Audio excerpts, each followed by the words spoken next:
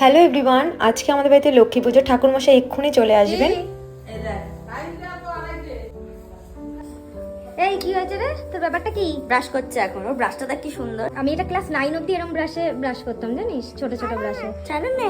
কেন ছাড়বো না? আমরা এখানে ঠাকুরমশাইয়ের জন্য অপেক্ষা করছি, তো ঠাকুরমশাই চলে এসেছেন, তো পুজোও আমাদের শুরু হয়ে গেছে।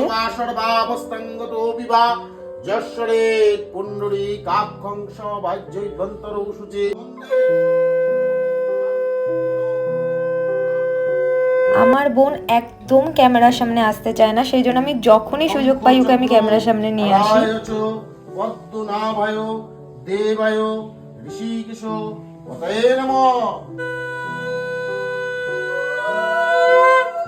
দেখো, দেখতে দেখতে কিন্তু আমাদের পুজো এখন কমপ্লিট হয়ে গেছে। এখন আমি একটু দোলের সাথে মজা করব।